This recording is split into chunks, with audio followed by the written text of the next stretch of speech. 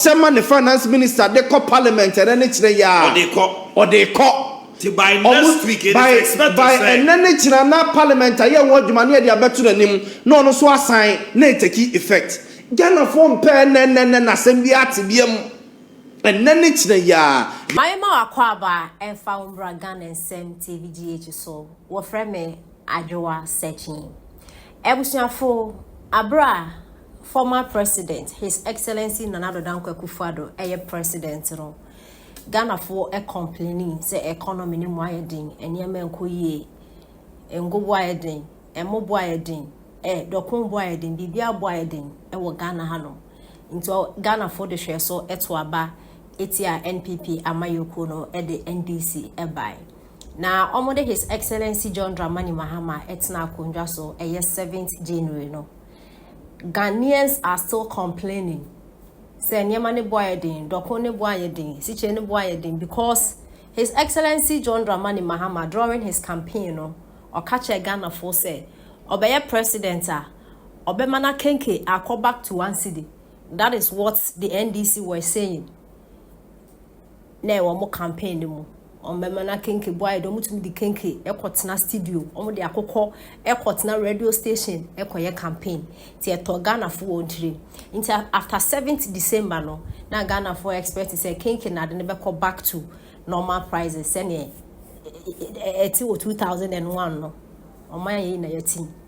na after NDC fo ban in some NDC fo no can say and say Ghana fo bebre na can say ye ntime ma His Excellency John Dramani Mahama pressure because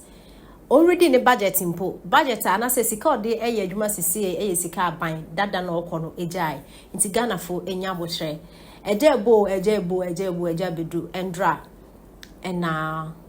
His Excellency John Dramani Mahama ready Ghana budget na budget ni nsema wo mde bebre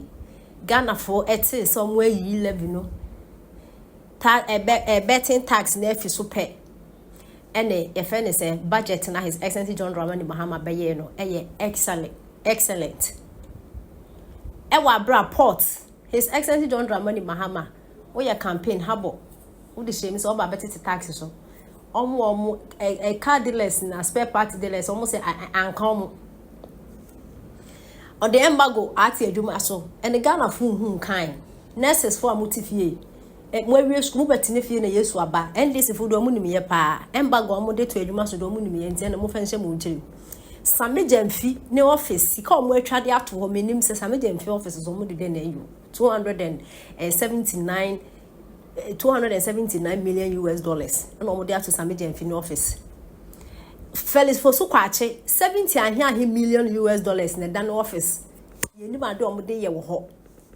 Chese nseme o budget ni mu no Ghana fo ehu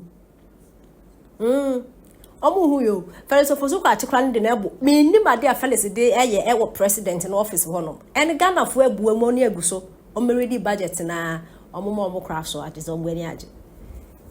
OmanHene ya wadu boache ena ne crew omo air se budget o omo ready awie His Excellency John Dramani Mahama henceforth starting the work start because budget mo be prepare mo discount na aba de hia ne say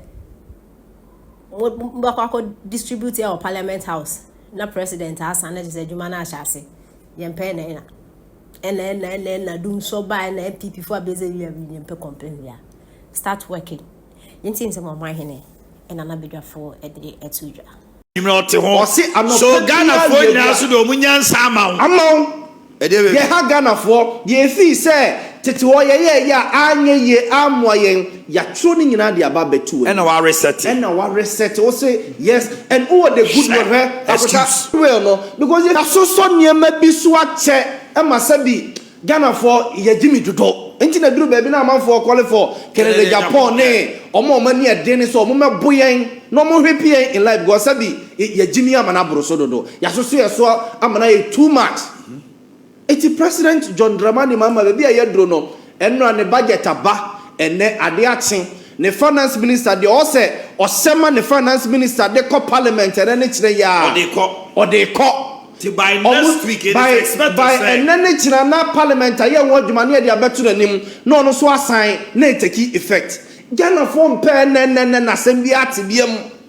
and then it's the ya was ye or say ye gold when you go the my ye didn't in our quack or mabrofo and no move to the why ye never so be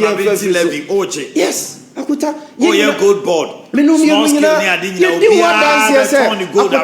Kroma say and papa ya safma for Dubai. Woko Dubai and Kata near the Amano, you say Ghana ya ton gold ama Dubai for 3 or Kona Dubai for the hair. Now him go the film Kroma see abaha over billions of dollars. And I say Nefine or say niggas a Mumukrano Munim de Yankupon dia mamu Munima dea mo. It's a kunta see a faculty coin or be our sorry. No assessment near Magu contain them near the gold nafas near the Cornesia. You see a board. Nabe bia ti se cocoa board. Kwa bia ni hono ma wo befa so a wo de beton gold na ko wabra emfa wo monsem. De wo se ye ne se sa institution na ye de sa tumi ne mom no. Ye ntwe omu ye ne hu se omso mu di no credit ama ye.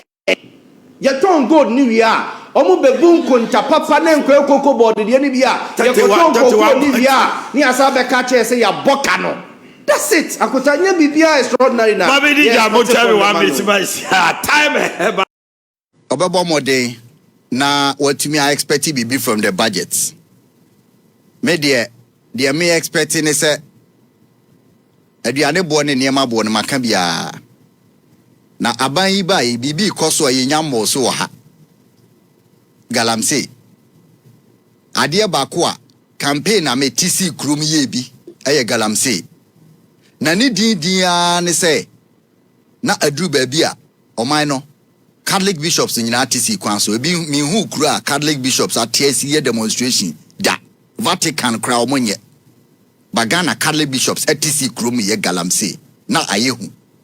aban yaba busumi mienu ekom yensanie ye hu say en sakraye bi aba de ntia amanfo nyanye demonstration ne se 1 sika wodi di djuma sesi ano eye aban otwa mu no ne budget wo economic policy officially unya implement ye nti obi a betimi a ka se professionally okay Galamsey no betimi stop it there but ne economic policy baby a sika obetwa de awura mu na bia wonya nyae nti ye ntwen nti enne mo ko parliament mo fa budget ne nto ncha economic policy Galamsey e wo massive stake e wo say ye twasika say de be ko Galamsey question na me buza ne say aban yi ba ye no Galamsey ne koso na me minim say ebianka order bi beba say mampanyi atena konwa so Galamsey ose otia obi a oye adwuma wo forest reserve bia no with immediate effect on seize